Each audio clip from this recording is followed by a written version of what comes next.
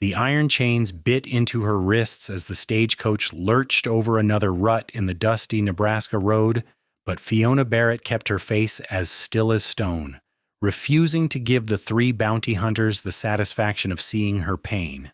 It was August 1878, and the unforgiving sun beat down on the canvas covering of the coach as they made their way toward Wood River, where she would stand trial for a murder she did not commit. The youngest bounty hunter, a cruel-faced man named Pike, leaned forward and yanked the chain hard enough to make her shoulders scream in protest. "Bet you wish you could cry now, don't you?" he taunted, his breath reeking of whiskey and tobacco. "Bet you wish you never picked up that knife." Fiona met his gaze with cold gray eyes that had learned not to show anything years ago. Her father had taught her that tears were weakness, that vulnerability was an invitation for the world to destroy you. When her mother died of fever when Fiona was 8, her father had slapped her across the face for crying at the funeral. When their ranch in Kansas failed and they lost everything 3 years ago, he had beaten her for weeping over their loss. And when she had finally run from his violence at 17, making her way to Omaha to work as a seamstress, she had sworn never to shed another tear as long as she lived. Now at 20, she had kept that promise through everything. Through sleeping in alleys when she first arrived in the city with nothing. Through the suspicious looks when she took a room at a boarding house run by Mrs. Calloway, a kind widow who asked no questions. Through the long hours bent over needle and thread, stitching fine dresses for wealthy women who looked through her as if she were invisible. And she had kept it even when Samuel Garrett, the son of the town's banker, had cornered her in the alley behind the dress shop 3 weeks ago. He had smiled that entitled smile, assuming she would be grateful for his attention. When she had pushed him away, his smile had turned ugly. He had grabbed her, torn her dress, pressed her against the rough brick wall.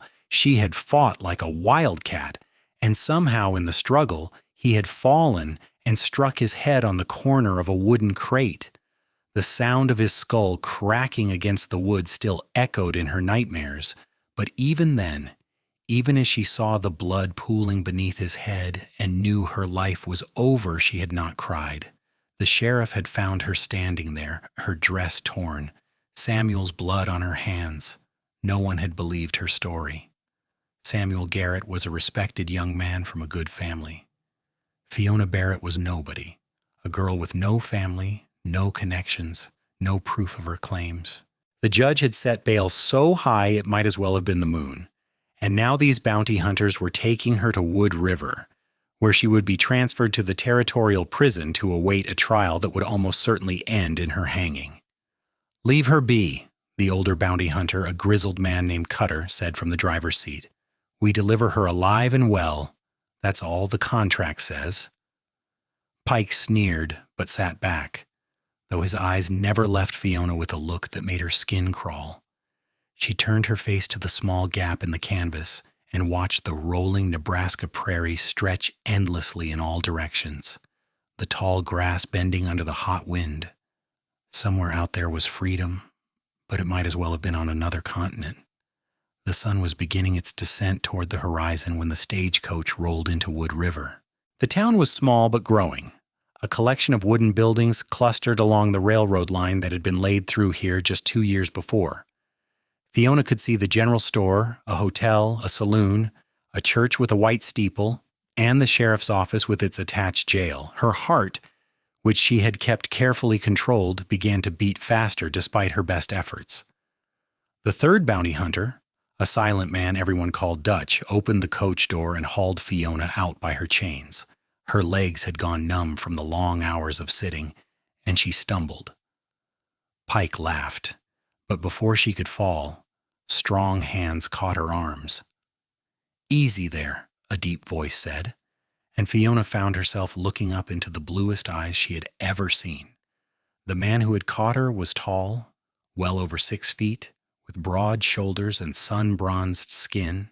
He wore the typical garb of a working cowboy: dusty denim pants, a faded blue shirt, a worn leather vest, and a wide-brimmed hat that shaded his face. His jaw was strong and covered with a few days' worth of dark stubble, and his hands, still steadying her, were calloused from hard work but surprisingly gentle. There was something in those blue eyes that made Fiona's carefully constructed walls tremble, not pity exactly, but a kind of understanding that unsettled her. "She's fine," Pike said, roughly pushing between them and yanking Fiona toward the sheriff's office. "Just a prisoner, Flint. Nothing for you to concern yourself with." The man Flint watched as they dragged Fiona into the building, his expression unreadable. Fiona felt his gaze on her back like a physical touch, and for reasons she could not explain, she wished she could turn around and look at him again. Inside the sheriff's office, a lean man with a star pinned to his vest looked up from his desk. Sheriff Tom Grayson had the weathered face of someone who had seen too much and trusted too little. He listened as Cutter explained the situation, examined the transfer papers, and nodded. "Cell's ready," he said, taking a ring of keys from his desk. "I'll wire Omaha to confirm she's here." "Our money?" Pike asked, his hand resting on the gun at his hip in a way that was just shy of threatening. "You'll get paid," Grayson said calmly, but his eyes hardened. "Soon as I confirm everything's in order, you can wait at the saloon if you like." Pike looked ready to argue, but Cutter put a hand on his shoulder. "Come on, let the sheriff do his job." They left, and Grayson unlocked the door leading to the cell area. There were 3 cells, all currently empty. He guided Fiona into the one at the far end and finally removed the heavy chains from her wrists. The relief was immediate, but the skin beneath was raw and bleeding. "I'll have the doc look at those," Grayson said, not unkindly. "And I'll get you some water and food. Whatever happened in Omaha, you're in my custody now, and I run a decent jail." Fiona said nothing, just sank onto the hard cot and stared at the wall. She heard Grayson leave, heard the outer door close, and only then did she allow herself to look at her wrists. The wounds stung, but she had endured worse. She had survived her father's fists, survived alone in a city that did not care if she lived or died, and she would survive this too. She had to believe that, because the alternative was despair, and despair led to tears, and tears led to breaking, and she would not break. The sun had fully set when the doctor arrived. An older gentleman with kind eyes and gentle hands. He cleaned and bandaged her wrists without asking questions she would not have answered anyway, then left her with a plate of stew and cornbread that the hotel had sent over. Fiona ate mechanically, tasting nothing, and then lay down on the cot and stared at the ceiling. Sleep, when it finally came, was filled with nightmares. Samuel Garrett's face, twisted in rage, the sound of his head hitting the crate, the blood spreading across the dirt, her father's voice telling her she was worthless, that she deserved everything bad that happened to her. She woke before dawn, her heart racing, her body covered in cold sweat, but her eyes were dry. The next morning, Sheriff Grayson brought her breakfast and a basin of water to wash with. "Lawyer's coming by later," he said. "Territorial court appointed someone to represent you." "It will not matter," Fiona said quietly. It was the first time she had spoken since arriving in Wood River. Grayson studied her for a long moment. "Maybe not, but everyone deserves a defense. That's what the law says, anyway." After he left, Fiona washed her face and hands, braided her long, dark hair, and tried to prepare herself for whatever came next. The lawyer, when he arrived around midday, was a nervous young man fresh from law school in Lincoln. He fumbled with his papers, asked questions in a stuttering voice, and seemed more afraid of the situation than Fiona was. She answered his questions truthfully, but without emotion, watching his face grow more doubtful with each word. He did not believe her either. Why would he? She was nobody, and Samuel Garrett had been somebody. "I will do my best," the lawyer said finally, clearly lying. "The trial is set for 2 weeks from now. The judge will be coming through on his circuit." 2 weeks. 14 days until her life ended. Fiona nodded and returned to her cot after he left. The days began to blur together in the monotony of captivity. Grayson brought meals. The doctor checked her wrists, and through the small barred window high in the cell, Fiona could watch the square of blue sky change from dawn to dusk. Sometimes she heard voices from the outer office, the sounds of the town going about its business beyond the walls that held her. On the fourth day, she heard a voice she recognized, deep and calm, with a slight drawl that marked him as born to the Western Territories. "Sheriff, I'd like to visit the prisoner." "Why would you want to do that, Flint?" Grayson's voice was curious but not hostile. "Just feel like I should," the man Flint replied. "Something about her case doesn't sit right with me." "You and me both," Grayson admitted. "But feeling something's wrong and proving it are two different things. All right, go on back. But no passing her anything, understood?" "Understood." Fiona sat up on her cot as the door opened and the cowboy from her first day stepped into the cell area. In the better light filtering through the window, she could see him more clearly. He was probably in his mid-20s, with dark hair that curled slightly at his collar and those startling blue eyes that seemed to see too much. He held his hat in his hands respectfully as he approached her cell. "Miss Barrett," he said, "my name is Dalton Flint. I work at the Double K Ranch just outside town." Fiona said nothing, just watched him warily. "I was there when they brought you in," Dalton continued, "and I've been asking around about your case. Seems to me there's more to the story than what's in the official report." "Why do you care?" Fiona asked, her voice flat. Dalton was quiet for a moment, as if considering his answer carefully. "Because I know what it's like to be judged before anyone knows the truth. Because I saw your face when they dragged you out of that coach, and I didn't see guilt. I saw someone who'd been through hell and was still standing." "Standing doesn't mean innocent." "No," Dalton agreed, "but it means strength. And in my experience, people don't develop that kind of strength without good reason." He paused, then added gently, "I also noticed you haven't cried. Not once, from what the sheriff says. That's unusual." Fiona's expression hardened. "Tears don't solve anything." "Maybe not, but they're human, natural. It's all right to feel things, Miss Barrett." "Is it?" Fiona heard the bitterness in her own voice. "Feeling things is what gets you hurt, what gets you destroyed. I learned a long time ago that the only way to survive is to not feel at all." Dalton stepped closer to the bars, his blue eyes intense. "That's not surviving. That's just existing. There's a difference." "You don't know anything about me," Fiona said, but there was less conviction in her words than she intended. "You're right," Dalton said softly, "but I'd like to, if you'll let me." Something in his voice, in the genuine concern in his eyes, made the walls around Fiona's heart tremble again. She wanted to tell him to leave, to mind his own business, but she found herself unable to form the words. Instead, she asked, "Why did you really come here?" Dalton smiled slightly. "Honestly, I'm not entirely sure. I just know that when I saw you, something in me recognized something in you. Like calls to like, I suppose. I know what it's like to shut yourself off from feeling, to build walls so high nothing can get in. I've been there." "And how did that work out for you?" Fiona asked, unable to keep the sarcasm entirely out of her voice.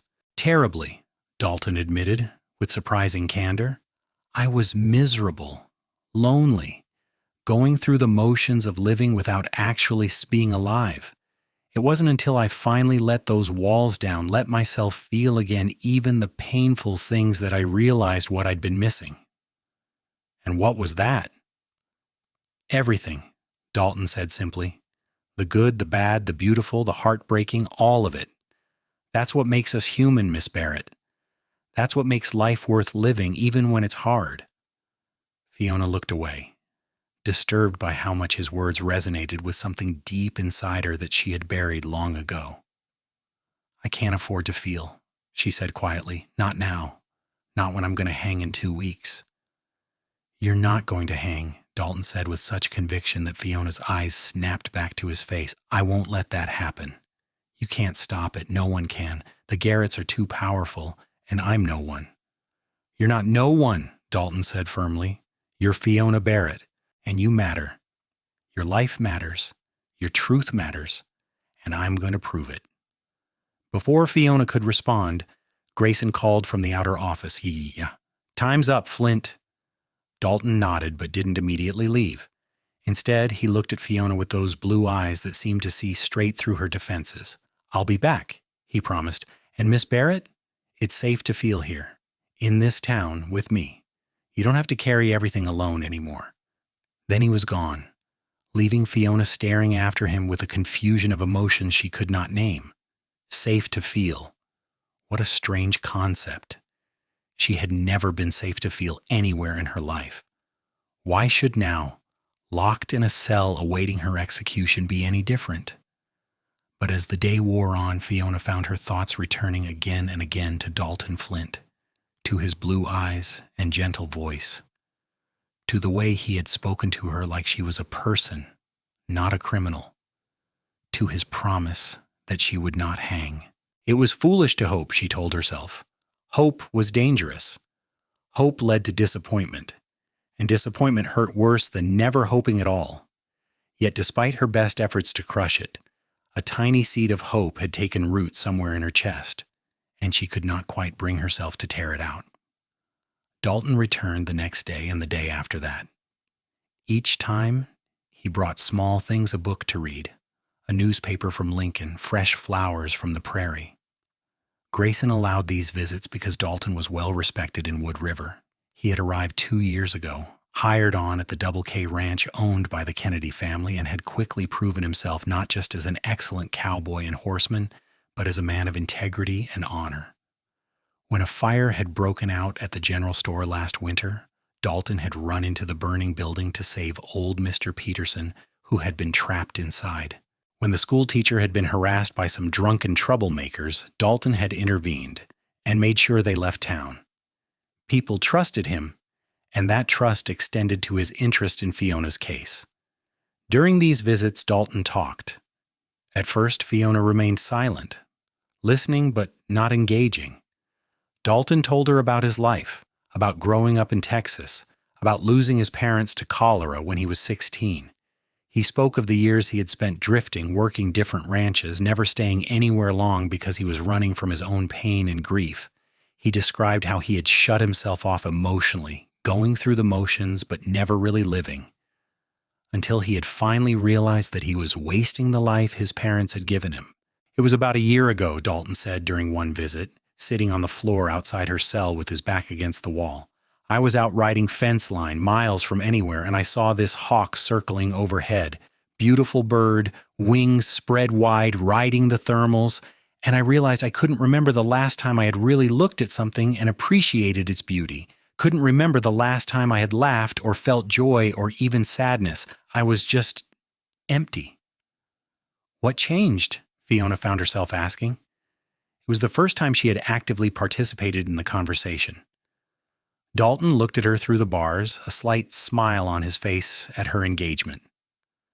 I decided I was tired of being empty, so I stopped running from my feelings and started facing them. I let myself grieve my parents properly. I let myself get angry about the unfairness of losing them so young. I let myself cry. He said the last part without shame, and Fiona felt something twist in her chest. Crying is weakness, she said automatically, her father's words coming out of her mouth. No, Dalton said firmly. Crying is release. It's healing. It's being human. Weakness is being so afraid of your own emotions that you shut down completely. That's not strength, Fiona. That's fear. It was the first time he had used her given name, and hearing it in his gentle drawl made her breath catch. You don't understand, she said. You don't know what I've been through. Then tell me, Dalton said. Help me understand. And somehow, sitting in that cell with the late afternoon sun slanting through the high window, Fiona found herself talking. She told him about her father, about the beatings, about learning that showing emotion only brought more pain. She told him about her mother's death and her father's cruelty in the face of her grief. She told him about running away, about the hard years in Omaha, about Samuel Garrett, and that terrible night in the alley. Dalton listened without interrupting, his expression growing darker as the story unfolded. When she finished, he was silent for a long moment. Then he said, Your father was wrong about everything. You deserved love and protection, not violence. Your emotions weren't weakness. They were proof that you were alive, that you could feel joy and sadness and hope. He beat those things out of you because he was the weak one, not you. Fiona felt something crack inside her chest, a fissure in the walls she had built so carefully. It doesn't matter now, she said, but her voice wavered. In 2 weeks, I'll be dead anyway. No, Dalton said, and he stood up and gripped the bars of her cell. No, you won't. I've been investigating, Fiona. I've been asking questions, looking into Samuel Garrett's background. He wasn't the upstanding young man everyone thought he was. There were other women, a maid at the hotel who quit suddenly last year, a girl who worked at the saloon who left town. I'm trying to find them, to get them to testify. Fiona's heart leapt despite herself. Will they? I don't know yet, Dalton admitted, but I'm going to keep trying. You're not alone in this, Fiona. Not anymore.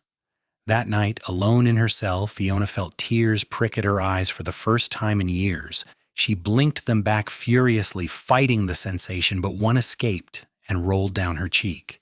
She wiped it away angrily, but more followed. Before she could stop herself, she was crying, really crying for the first time since she was 8 years old. She pressed her face into her thin pillow to muffle the sounds, her body shaking with sobs she had suppressed for over a decade.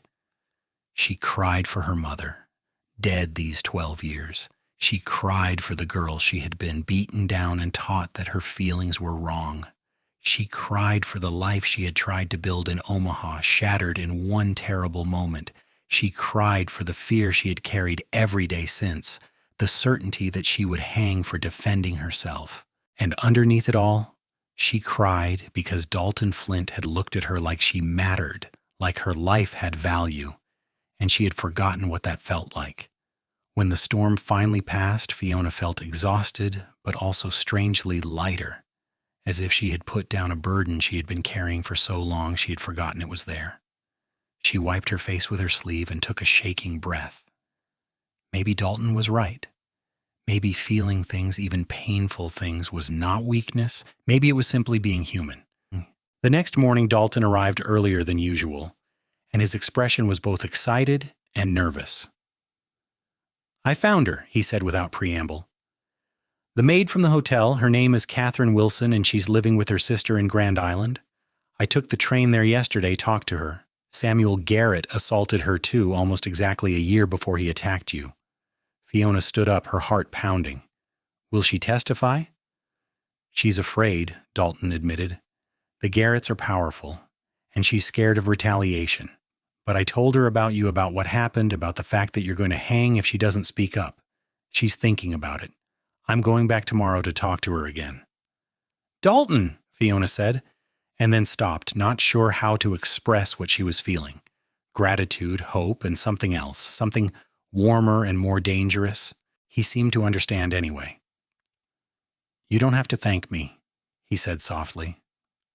I'm doing what's right, what anyone should do. But you're the only one who is, Fiona pointed out. Everyone else has already decided I'm guilty. Then everyone else is wrong, Dalton said simply. He reached through the bars, and after a moment's hesitation, Fiona placed her hand in his. His palm was warm and calloused, and his fingers closed gently around hers. I believe you, Fiona. I believe in you. And I'm going to make sure the truth comes out. That touch, simple as it was, sent warmth flooding through Fiona's body. She looked up into his blue eyes and saw her own feelings reflected there, hope, determination, and something deeper, something that made her breath quicken and her pulse race. She had spent so long shutting herself off from feeling anything that she hardly recognized the emotion stirring in her chest. But standing there with her hand in Dalton's, she could not deny it any longer. She was falling in love with this cowboy who had looked past her walls and seen the person underneath. Dalton, she said again, and this time she continued, well, why are you doing all this, really? He was quiet for a moment, his thumb tracing gentle circles on the back of her hand. Because from the moment I saw you step out of that coach, I felt something I haven't felt in years, a connection, a recognition, like I'd been waiting for you without knowing it. He paused, then added with complete honesty, "I'm falling in love with you, Fiona Barrett, and I'm not going to let you die without fighting with everything I have." Fiona's breath caught. No one had ever said such words to her. No one had ever looked at her the way Dalton was looking at her now, like she was precious and worth saving. The walls around her heart, already cracked, crumbled a little more. "I don't know how to do this," she admitted in a whisper. "I don't know how to feel these things without being afraid." "You don't have to know," Dalton said gently. "You just have to trust. Trust me. Trust yourself. Trust that it's safe to let your guard down. I won't hurt you, Fiona. I promise you that." "You can't promise that," Fiona said, but there was no accusation in her voice, just sadness. "People always hurt each other eventually." "Not on purpose," Dalton said. "Not if they truly care, and I care about you more than I've cared about anyone in a very long time." Before Fiona could respond, Sheriff Grayson called out, "Flint, you've got someone here to see you." Dalton squeezed Fiona's hand once more before releasing it. "I have to go, but I'll be back, I promise. And I'm going back to Grand Island tomorrow to talk to Catherine again. We're going to get through this, Fiona. Together." After he left, Fiona sat on her cot and pressed her hand to her chest, feeling her heart beating rapidly beneath her palm. She was terrified of what she was feeling, terrified of hoping, terrified of trusting. But she was also, for the first time in longer than she could remember, allowing herself to feel. The fear was there, yes, but so was something else, something that felt dangerously like joy. The week that followed was the strangest of Fiona's life. The trial loomed closer with each passing day, but Dalton's visits became the bright spots that punctuated the gray monotony of captivity.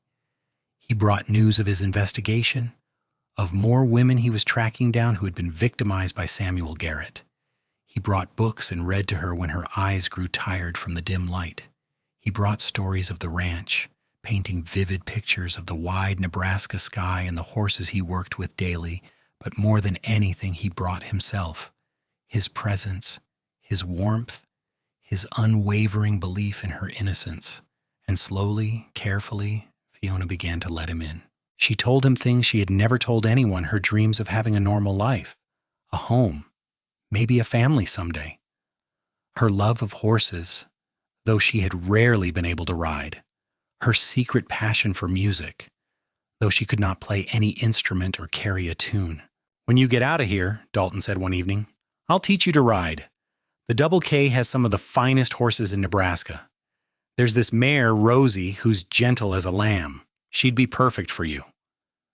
"When I get out?" Fiona asked. "You're very optimistic." "I prefer to think of it as having faith," Dalton said with a slight smile. "Catherine Wilson agreed to testify. She's coming back with me tomorrow. And I found the girl from the saloon. Her name is Margaret Price, and she's willing to testify too. With both of them corroborating your story, the jury will have to see that Samuel Garrett had a pattern of behavior." Fiona wanted to believe him, but fear held her back. The Garretts have money and influence. They'll find a way to discredit these women just like they discredited me. "Maybe," Dalton acknowledged, "but truth has a power of its own, and I'm not going to stop fighting until everyone sees the truth." He reached through the bars and cupped her cheek with his hand, his touch achingly gentle. Fiona leaned into that touch, starved for kindness and affection after so many years without. "I'm scared," she admitted in a whisper. "I know," Dalton said softly. "Fear is all right. Fear means you're still fighting, still hoping. It's giving up that's the real danger. And you haven't done that. You're one of the strongest people I've ever met, Fiona." "I don't feel strong," she confessed. "I feel like I'm breaking apart." "Maybe you need to break apart," Dalton said. "Maybe you've been holding yourself together so tightly for so long that you need to shatter and rebuild. And maybe I can help you do that. You don't have to carry everything alone anymore." That night, after Dalton left, Fiona allowed herself to cry again. But this time, the tears were not just grief and fear.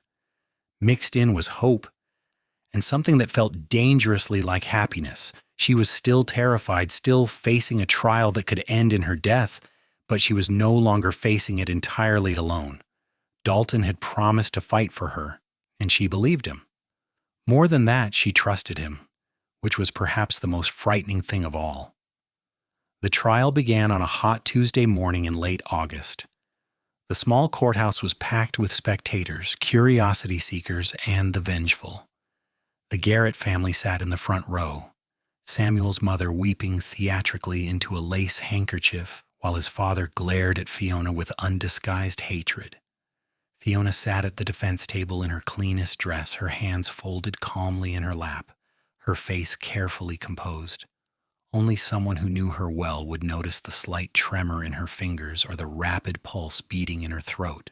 Dalton sat in the back of the courtroom, his blue eyes never leaving Fiona. Just knowing he was there gave her strength. The prosecutor, a sharp-faced man named Daniels, laid out the case methodically. A respected young man, attacked without provocation by a woman of questionable character, physical evidence of violence, a witness who had seen Fiona standing over the body. It was damning presented the way he told it, and Fiona could see the jury's expressions hardening. Her own lawyer, the nervous young man from Lincoln, did his best, but he was clearly overmatched. His voice shook as he tried to suggest that Fiona had acted in self-defense, that Samuel Garrett might not have been the innocent victim he appeared. Daniels tore his arguments apart with ease. Then Dalton's lawyer friend from Grand Island, a seasoned attorney named Robert Coleman, who Dalton had convinced to take the case, stood up. Coleman was in his 50s, with silver hair and a commanding presence. He had agreed to represent Fiona pro bono after Dalton explained the situation, and his first witness was Catherine Wilson. Catherine was a small, pale woman who looked terrified as she took the stand. But when Coleman asked her to describe her experience with Samuel Garrett, her voice grew stronger. She told of how Samuel had cornered her in a hotel room, how he had assaulted her, how he had threatened to ruin her reputation if she told anyone. When she finished, there was absolute silence in the courtroom. Daniels tried to discredit her, suggesting she was lying for attention or had been bribed, but Catherine held firm. "I am telling the truth," she said clearly. "Samuel Garrett hurt me, and I've carried that shame for a year. But I won't let him hurt anyone else from beyond the grave, and I won't let an innocent woman hang for defending herself." Margaret Price testified next, telling a similar story. By the time she finished, the atmosphere in the courtroom had shifted. Doubt had crept in. The Garretts looked furious, and the jury looked troubled. Coleman called Fiona to the stand. Her legs shook as she walked to the witness box, but she kept her face composed. Coleman asked her to tell her story, and Fiona did, her voice steady despite her racing heart. She described Samuel's attack, her desperate fight to get away, the terrible accident of his fall. She spoke of his threats, his assumption that she would submit, her terror when she realized he was dead. "Did you intend to kill Samuel Garrett?" Coleman asked. "No," Fiona said firmly. "I only wanted him to stop. I wanted him to let me go." "And did you cry after he died?" The question surprised Fiona. "No," she admitted. "I did not cry." "Why not?" Coleman asked gently. Fiona was silent for a moment, gathering her thoughts. Then she said, "I was taught that tears were weakness, that showing emotion would only bring more pain. So I learned not to cry, not to feel, not to show anything that could be used against me." "And has that changed?" Fiona's eyes found Dalton in the back of the courtroom. He was leaning forward, his entire attention focused on her, and the look in his eyes gave her courage. "Yes," she said softly. "Someone recently taught me that it's safe to feel, that emotions aren't weakness, but humanity. And I'm trying to learn to believe that." Daniels cross-examined her aggressively, trying to trip her up or make her angry, but Fiona remained calm. She answered every question truthfully, never wavering from her story. When she finally stepped down, she felt drained but also oddly proud. She had told the truth, and whether the jury believed her or not, she had done all she could. The jury deliberated for 3 hours. Fiona sat in her cell during that time, unable to eat or drink, her stomach tied in knots. Dalton had been allowed to sit with her, and he held her hand through the bars, his presence the only thing keeping her from falling apart completely. "Whatever happens, Isker," he said quietly, "I want you to know that you've changed my life. You've reminded me what it means to care about someone, to fight for something beyond myself. Thank you for that." "Dalton," Fiona said, her voice breaking, "if they find me guilty—" "They won't," he interrupted firmly. "They can't. The truth is on our side." But when the jury returned and Fiona was brought back into the courtroom, she could not read their faces. The foreman stood, a paper trembling slightly in his hand. Judge Morrison, a stern-faced man with iron-gray hair, asked for the verdict. "We find the defendant Fiona Barrett not guilty by reason of self-defense." The courtroom erupted. The Garretts were shouting in protest, Daniels was on his feet arguing, and the spectators were talking loudly, but Fiona heard none of it. She stood frozen, unable to process what she had just heard. Not guilty. She was not going to hang. She was free. Dalton was suddenly there, having pushed through the crowd. He grabbed her hands, his face split in a huge grin. "You're free," he said, his voice choked with emotion. "Fiona, you're free." And then, for the first time since she was a child, Fiona let herself feel pure, unadulterated joy. Tears streamed down her face, but these were not tears of pain or fear. These were tears of relief, of gratitude, of overwhelming emotion. She had spent so many years refusing to cry, and now she could not stop. Dalton pulled her into his arms right there in the courtroom, holding her as she sobbed against his chest. "Let it out," he murmured into her hair. "It's all right. You're safe. I've got you." Sheriff Grayson cleared his throat beside them. "Miss Barrett, you're free to go. I'll have your belongings brought from the cell." Fiona pulled back slightly, wiping her eyes. "Thank you," she managed to say. "Thank you for treating me fairly." Grayson nodded. "Just doing my job, miss. I hope you find peace now." Outside the courthouse, Fiona stood in the bright sunlight and took a deep breath of free air. It smelled of dust and prairie grass and possibility. Dalton stood beside her, his hand still holding hers. "What will you do now?" he asked. Fiona looked up at him, at this man who had fought for her, believed in her, taught her that it was safe to feel again. "I don't know," she admitted.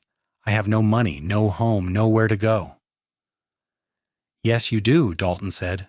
He took both her hands in his and looked into her eyes with an intensity that made her heart skip. "Come to the Double K, Mrs. Kennedy. The ranch owner's mother is looking for help with the house and the cooking.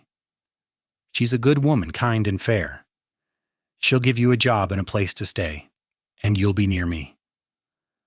"Dalton," Fiona said, hardly daring to hope. "I can't impose—" "You're not imposing," Dalton interrupted. "I already talked to Mrs. Kennedy about you. She knows your story, and she wants to help. Besides," he added with a slight smile, "I'm not ready to let you out of my life now that I've found you." Fiona felt her heart swell. "You barely know me." "I know enough," Dalton said firmly. "I know you're strong and brave. I know you've survived things that would have broken most people. I know you're learning to feel again, to trust again, and I know I want to be part of your life, if you'll let me." "Yes," Fiona said, the word escaping before she could second-guess herself. "Yes, I want that too." Dalton's smile was brilliant. He lifted her hand to his lips and kissed her knuckles gently. "Then let's go home."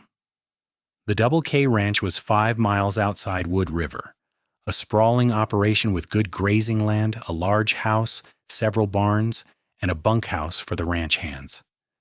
Mrs. Mary Kennedy was a widow in her 60s who had taken over running the ranch after her husband died 2 years earlier. Her son Liam managed the day-to-day operations, but Mary still kept a firm hand on the household. She welcomed Fiona warmly, showing her to a small but comfortable room off the kitchen. "I'm glad to have you here, dear," Mary said kindly. Dalton told me what you've been through. You'll find no judgment in this house, only a chance to build a new life. Fiona worked hard in the weeks that followed, determined to earn her keep. She helped Mary with cooking and cleaning, learned to churn butter and preserve vegetables for the winter. She mended clothes and assisted with the endless tasks that came with running a large household. Mary treated her like a daughter, patient with her mistakes and generous with her praise. But the best part of each day was the evenings, when Dalton would finish his work and come find her. Sometimes they would sit on the porch and watch the sun set over the prairie, talking about everything and nothing. Sometimes he would take her walking, showing her the land he had come to love. And slowly, carefully, he was teaching her to ride. Rosie, the gentle mare he had mentioned, was perfect for a beginning rider. Dalton was patient as Fiona learned to mount, to sit properly in the saddle, to communicate with the horse through reins and legs and voice. The first time she managed to trot without clutching the saddle horn in terror, Dalton whooped with joy, and Fiona found herself laughing, actually laughing with pure delight. "You're a natural," Dalton said, grinning up at her. "I'm terrified," Fiona corrected, but she was smiling. "Same thing," Dalton said. "The best riders are the ones who respect the power of the horse but aren't paralyzed by fear. You're finding that balance." As summer turned to autumn, Fiona continued to heal. The nightmares about Samuel Garrett grew less frequent. The fear that had been her constant companion began to fade. She learned to laugh, to smile without forcing it, to feel joy without waiting for the other shoe to drop. And through it all, Dalton was there, steady, patient, loving. He courted her properly with Mary's amused approval. He brought her wildflowers from the prairie. He taught her to dance to the fiddle music at the barn dances held on Saturday nights. He held her hand and walked with her under the stars. And when he finally kissed her, on a cool October evening with the harvest moon rising over the plains, Fiona felt something inside her finally fully open. She kissed him back with all the passion and emotion she had suppressed for so many years, and it was glorious. "I love you," Dalton murmured against her lips. "I have loved you since the moment I caught you when you stumbled getting out of that coach. I will love you until the day I die." "I love you too," Fiona whispered back, and saying the words felt like freedom. "I didn't think I could ever feel this way, but you taught me it was safe. You showed me that I don't have to be afraid of my own heart." "Marry me," Dalton said suddenly, pulling back to look into her eyes. "I know it's soon, but I don't want to wait. I want to spend my life with you, Fiona. I want to build a home with you, a family. I want to grow old with you and watch the sunset with you every evening for the rest of our days." Fiona's eyes filled with tears, but they were happy tears. "Yes," she said, her voice choked with emotion. "Yes, I will marry you, Dalton Flint." They were married in November, in the small church in Wood River with half the town in attendance. Mary cried happy tears and insisted on hosting the reception at the ranch. Sheriff Grayson came and wished them well. Even Catherine Wilson and Margaret Price traveled to attend, thanking Fiona for giving them the courage to speak their truth. Fiona wore a simple white dress that Mary had helped her sew, with wildflowers in her hair. Dalton wore his best suit, but what she remembered most was the way he looked at her like she was the most precious thing in the world. When they said their vows, promising to love and cherish each other through all the days of their lives, Fiona felt tears streaming down her face. But she no longer tried to stop them. She had learned that tears could be joyful, that showing emotion was not weakness, but strength. Dalton had saved enough money to buy a small piece of land adjacent to the Double K, and with Liam Kennedy's help, they built a cabin over the winter. It was modest but sturdy, with a fireplace to keep them warm and windows that looked out over the rolling prairie. Fiona made it a home, sewing curtains and quilts, planting a garden in the spring, filling the rooms with warmth and life. Their first year of marriage was not without challenges. They learned to live together, to navigate disagreements, to support each other through hard times. When a late freeze killed half their garden, they replanted together. When Dalton was injured by a spooked horse and couldn't work for 2 weeks, Fiona took on extra work helping Mary to make up the income. Through it all, they grew closer, their love deepening with each shared struggle and triumph. In the summer of 1880, Fiona discovered she was pregnant. She was terrified at first, remembering her own painful childhood, fearing she would not know how to be a good mother. But Dalton held her and reminded her that she was not her father, that she had a capacity for love and nurturing that had simply been suppressed for too long. "You're going to be an amazing mother," he said, his hand resting gently on her still flat stomach. "Our children are going to be so loved, so treasured. They'll grow up knowing it's safe to feel, safe to express themselves, safe to be exactly who they are." Their son was born in February 1881, during a late winter snowstorm that trapped them in the cabin for 3 days. Dalton delivered the baby himself, with Mary coaching him through it. And when he placed the squalling infant in Fiona's arms, she cried with overwhelming love. They named him James, after Dalton's father, and he was perfect. Fiona discovered that motherhood came naturally to her, not because it was easy, but because she was determined to give James everything she had never had. She held him when he cried, soothed his fears, celebrated his joys. She never once told him that his emotions were wrong or that he should suppress his feelings. Instead, she and Dalton created a home where feelings were welcomed, where tears were met with comfort rather than punishment, where laughter filled the rooms. 2 years later, their daughter Rose was born, named for the gentle mare who had helped Fiona learn to ride and to trust. Rose had her mother's gray eyes and her father's dark hair, and from the moment she could walk, she was fearless. She climbed everything, explored everywhere, and kept her parents constantly on their toes. "She reminds me of you," Dalton said one evening, watching Rose chase fireflies in the garden while James tried to catch frogs by the creek. "She's nothing like me," Fiona protested. "I was never that brave." "Yes, you were," Dalton said, pulling her close. "You survived things that would have destroyed most people. You rebuilt yourself from the ground up. You learned to feel again when it would have been easier to stay numb. That takes more courage than chasing fireflies." Fiona leaned into his embrace, watching their children play in the fading light. "I never thought I could have this," she admitted quietly. "A family, a home, happiness. I thought I was too broken." "You were never broken," Dalton said firmly. "You were hurt, yes, wounded, but not broken. And even if you had been, we would have put the pieces back together. That's what love does, it heals." As the years passed, Fiona's wounds continued to heal. The nightmares that had plagued her for so long became rare, then vanished entirely. The instinct to suppress her emotions faded as she learned to trust in Dalton's love and in the safe space they had created together. She cried when she needed to, laughed often, and allowed herself to feel the full spectrum of human emotion without fear. She maintained friendships with Catherine and Margaret, who both found new lives and healing of their own. Catherine married a kind farmer in Grand Island and had 3 children. Margaret opened a bakery in Lincoln and became known for her apple pies. The 3 women visited each other when they could, bonded by their shared experiences and their triumph over them.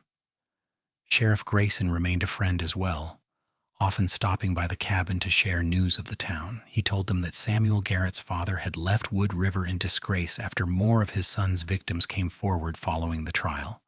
The family's reputation never recovered, and their business interests in the area eventually failed. "Your courage in speaking up changed things, Wrang," Grayson told Fiona during one visit. "Other women found the strength to tell their stories because you told yours. You made a difference, Miss Fiona. I mean, Mrs. Flint." Fiona smiled at the correction. She had been Mrs. Flint for 5 years now, and she still felt a thrill of joy every time someone used her married name. It represented everything she had never thought she could have belonging: legitimacy, love. By 1885, the Flint family had grown again with the birth of their 3rd child, another son they named Thomas. The cabin had been expanded twice to accommodate their growing family, and Dalton had established a reputation as one of the best horse trainers in Nebraska. People came from miles around to buy horses he had gentled and trained, and the income allowed them to live comfortably. Fiona took on seamstress work again, but this time by choice rather than necessity. She enjoyed creating beautiful things, and her skill with a needle was unmatched. She made dresses for the town's wealthier families, quilts that were both practical and artistic, and taught Rose to sew when her daughter showed interest. Mary Kennedy passed away peacefully in her sleep in the winter of 1886, surrounded by family. Fiona grieved deeply for the woman who had taken her in and shown her maternal love when she needed it most. At the funeral, she cried openly, and afterward Dalton held her as she mourned. "She loved you like a daughter," Dalton said gently, "and you brought her so much joy in her final years." "I never got to tell her how much she meant to me," Fiona said through her tears. "She knew," Dalton assured her. "Trust me, she knew." In Mary's will, she left Fiona a beautiful pearl necklace that had belonged to her mother, along with a letter expressing her love and pride in the woman Fiona had become. Fiona treasured both gifts, wearing the necklace on special occasions and reading the letter whenever she needed encouragement. The years continued to pass, bringing both challenges and joys. There were hard winters and drought summers, illness and injury, financial worries, and family quarrels. But through it all, Fiona and Dalton faced everything together, their love growing stronger with each shared experience. James grew into a thoughtful, serious boy who loved reading and showed an aptitude for mathematics. Rose remained fearless and adventurous, more comfortable on horseback than anywhere else. Thomas was the family charmer, able to make anyone smile with his wit and warmth. Fiona and Dalton raised them with love and discipline, teaching them to be kind, honest, and true to themselves.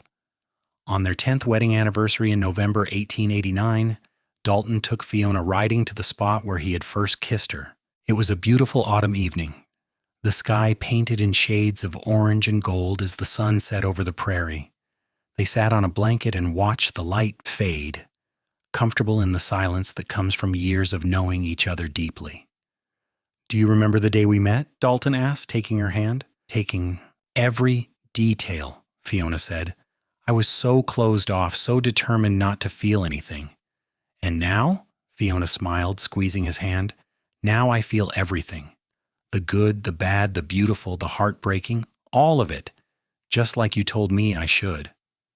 "Do you regret it? Learning to feel again can be painful sometimes."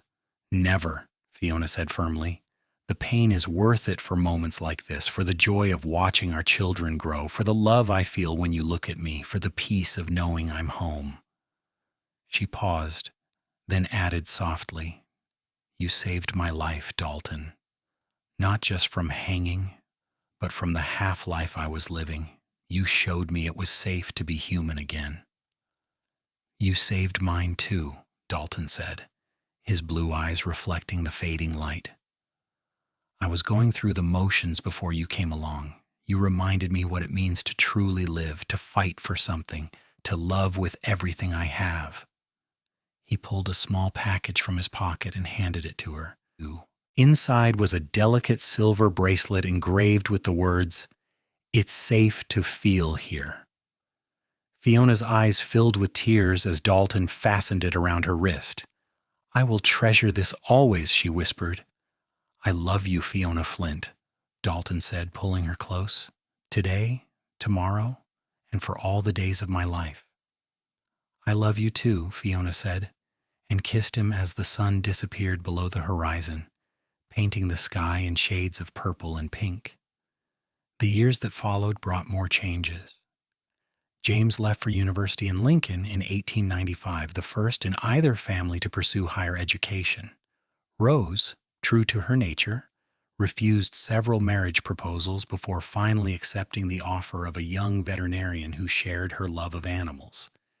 They married in 1896 and settled just outside Wood River, where he established his practice.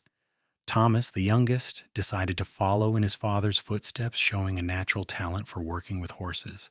Fiona watched her children build their own lives with pride and occasional wistfulness. The cabin that had once been full of childish laughter grew quieter, and she and Dalton found themselves alone more often. But rather than feeling empty, their home felt peaceful. They had raised good, kind, emotionally healthy children who knew they were loved. What more could any parent ask?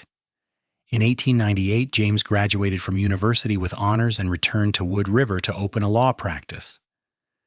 His first case was defending a young woman accused of theft, and he won her acquittal by proving she had been falsely accused. Watching him in court, fighting for justice for someone vulnerable and voiceless, Fiona cried tears of pride. "He learned that from you," Dalton whispered, his arm around her shoulders. "Your courage inspires him." Rose gave birth to twin daughters in 1899, and Fiona discovered the joy of being a grandmother. She held those tiny girls and marveled at how far she had come from a woman who could not cry, who believed herself unworthy of love, to a grandmother cradling new life and feeling her heart overflow with emotion. "They're beautiful," Dalton said, looking over her shoulder at the sleeping infants, "just like their grandmother." "I'm not beautiful," Fiona protested automatically, though she smiled. "You are to me," Dalton said firmly. "You always have been." From that first day when you stepped out of that coach with your chin up and fire in your eyes, refusing to break no matter what they did to you, you were magnificent then, and you're magnificent now. As the new century dawned in 1900, Fiona and Dalton celebrated their 20th anniversary. They had both turned 40 that year, with silver threading through Dalton's dark hair and fine lines around Fiona's eyes. But their love had not diminished. If anything, it had deepened with time, mellowed and matured like fine wine. Thomas married that same year, to a sweet girl named Anna who worked at the general store. The wedding was held at the cabin, with all their family and friends in attendance. Watching Thomas and Anna exchange vows, Fiona thought back to her own wedding day, to the frightened girl she had been who was learning to trust and feel again. She squeezed Dalton's hand, and he smiled at her with understanding. In 1902, James married a fellow lawyer from Lincoln, a brilliant woman named Sarah who shared his passion for justice. They settled in Wood River and worked together, taking on cases others would not touch, defending the poor, the marginalized, the vulnerable. Fiona saw so much of herself in the people they helped, and she supported their work however she could. The cabin that had started as a small two-room structure had grown over the years into a sprawling homestead. Dalton and Fiona had added rooms as their family expanded, and now it was large enough to host gatherings of children and grandchildren. The garden Fiona had planted that first spring had flourished into a riot of flowers and vegetables. The prairie around them remained wild and beautiful, just as it had been when they first arrived. On summer evenings, they would sit on the porch and watch the sun set over the land they loved. Sometimes their children and grandchildren would be there, filling the air with laughter and conversation. Other times, it would be just the two of them, comfortable in their shared silence. "Did you ever imagine we would end up here?" Fiona asked during one such evening in the summer of 1905. "When we first met, when I was locked in that cell and you were just a cowboy who came to visit?" "I imagined it," Dalton admitted. "I hoped for it anyway. I saw something in you that called to something in me. I knew even then that you were going to change my life." "And you changed mine," Fiona said softly. "You taught me that it was safe to feel, safe to trust, safe to love. You showed me that being vulnerable was not weakness but courage. Everything good in my life came from learning those lessons." "Everything good in my life came from loving you," Dalton countered, taking her hand and kissing it gently. The gesture had become a habit over their 25 years together, and it still made Fiona's heart flutter. They sat in companionable silence, watching the sky turn from blue to gold to pink as the sun descended. A meadowlark called from somewhere in the tall grass, and the evening breeze carried the scent of wildflowers and prairie sage. It was peaceful, perfect, and exactly where Fiona wanted to be. In 1907, Rose gave birth to a son, and Thomas and Anna welcomed their second daughter. The cabin was once again full of children during family gatherings, and Fiona delighted in being a grandmother. She told her grandchildren stories, taught them to sew and cook, and most importantly, showed them that it was all right to feel their emotions fully. When they cried, she comforted them. When they laughed, she laughed with them. When they were afraid, she assured them that fear was normal and natural and nothing to be ashamed of. "You're wonderful with them," Dalton observed, watching Fiona help Rose's youngest daughter pick wildflowers in the garden. "I'm giving them what I never had," Fiona said simply. "Love, acceptance, emotional safety, every child deserves that." "They're lucky to have you as their grandmother," Dalton said. "Just like I'm lucky to have you as my wife." Even after all these years, his words could still make her blush. "I'm the lucky one," she insisted. "How about we're both lucky?" Dalton suggested with a smile, pulling her close. "Lucky we found each other. Lucky we both survived long enough to meet. Lucky we were brave enough to take a chance on love." Fiona leaned into his embrace, feeling utterly content. "Yes," she agreed, "we are both very lucky indeed." As they grew older, they slowed down naturally. Dalton could no longer work the long days he once had, so Thomas took over more of the horse training business. Fiona's hands developed arthritis that made sewing difficult, so she passed on her most intricate commissions to younger seamstresses in town, but they did not mind aging together.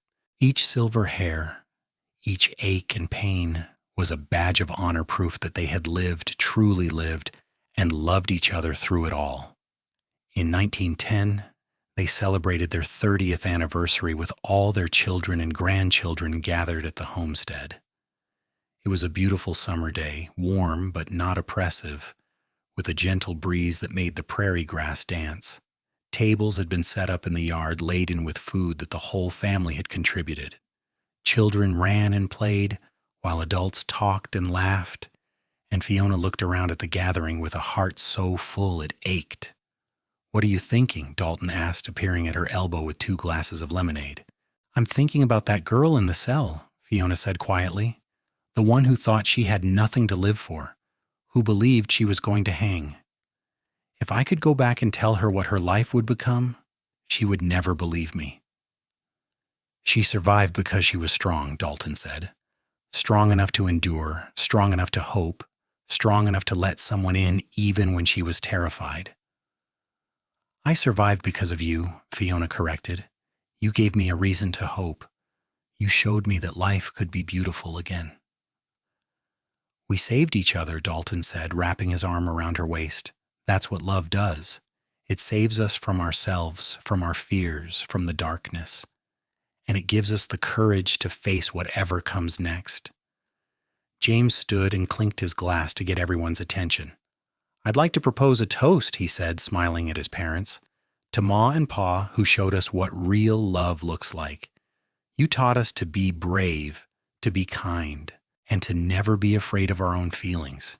You built a home filled with warmth and acceptance, and you gave us the best example we could ever have of what a marriage should be. 30 years, and you're still each other's best friend, greatest love, and strongest supporter. Here's to 30 more."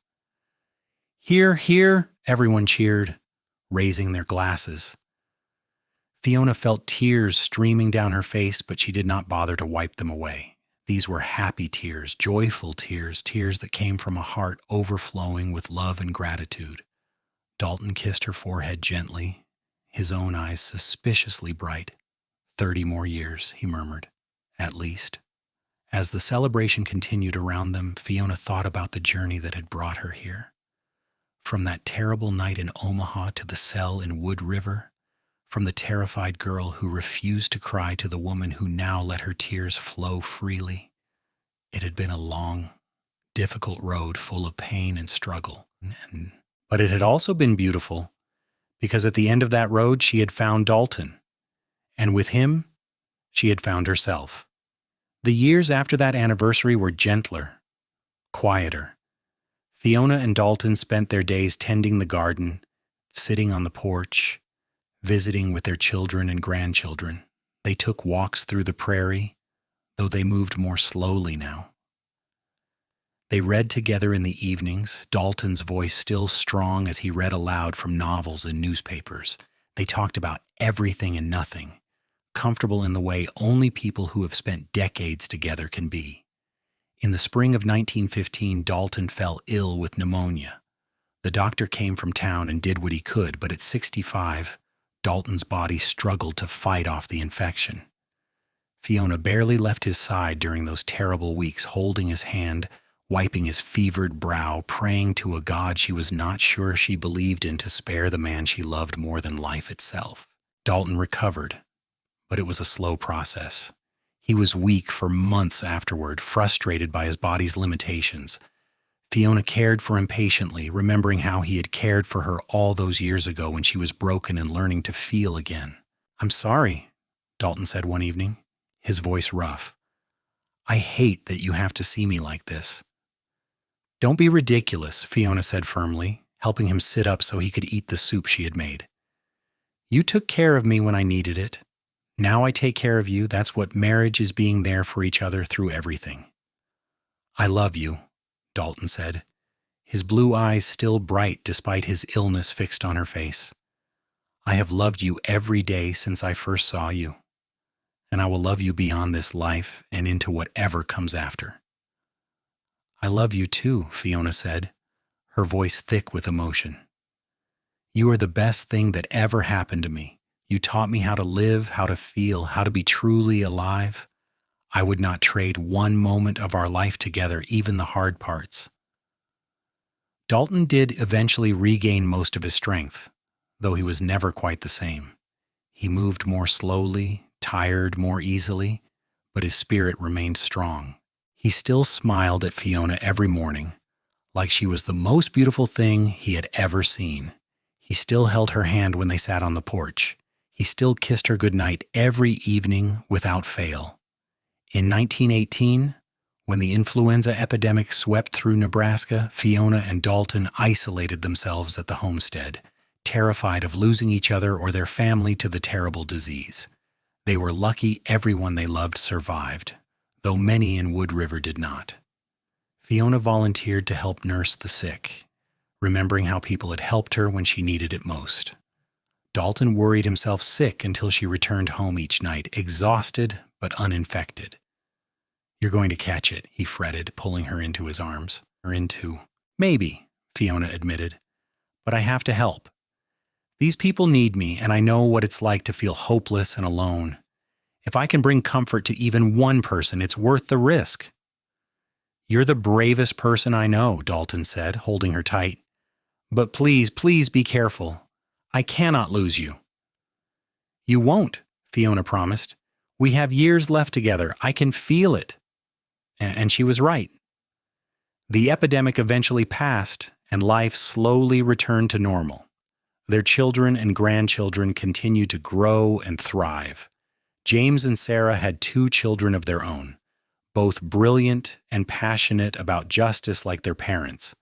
Rose's children were grown now, starting families of their own.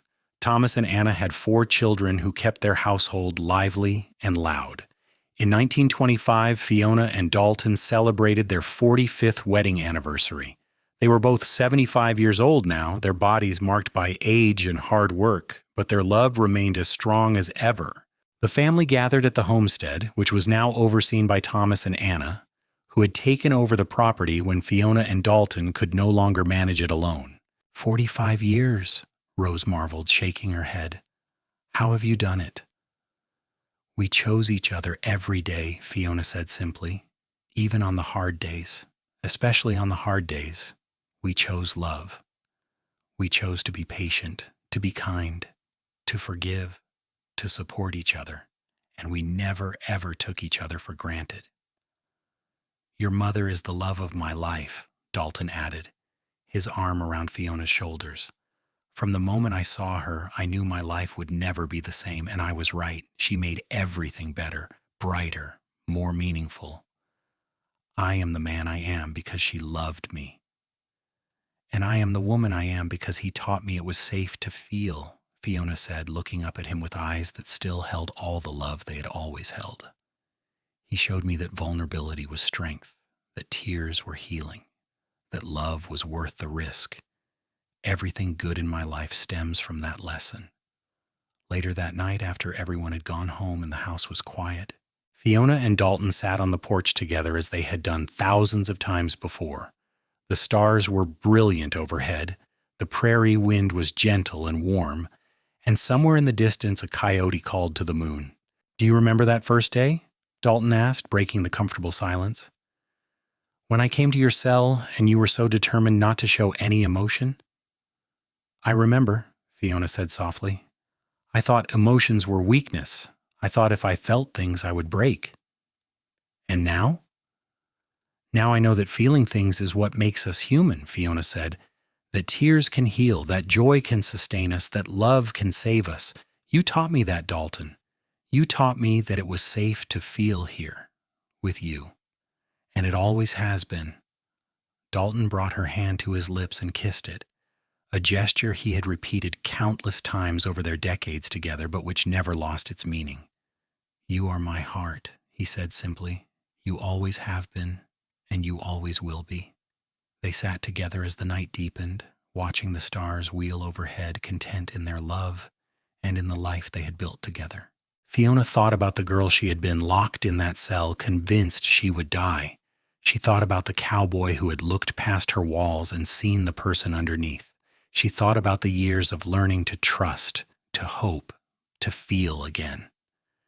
And she thought about all the beautiful moments that had followed the wedding, the births of their children, the laughter and tears and ordinary days that had woven together to create a life of extraordinary richness. She had refused to cry for so many years, convinced that tears were weakness. But Dalton had shown her the truth that tears were simply another form of feeling, and feeling was what made life worth living. He had told her it was safe to feel, and he had kept that promise every single day of their life together. As they finally rose to go inside, Dalton leaned down and kissed her gently. "I love you, Fiona Flint," he murmured against her lips. "I love you too, Dalton Flint," she replied. "Today, tomorrow, and always." They walked into the house hand in hand, just as they had done for 45 years, ready to face whatever the future brought as long as they faced it together. Because they had learned the most important lesson of all, that love was not about never feeling pain or fear or sadness. Love was about feeling everything fully and deeply, and knowing that someone would be there to hold you through it all. Love was about being safe to feel, safe to be vulnerable, safe to be completely and utterly yourself. And in that safety, in that love, Fiona had found not just survival, but life itself. Rich, full, beautiful life. And she would not have changed a single moment of it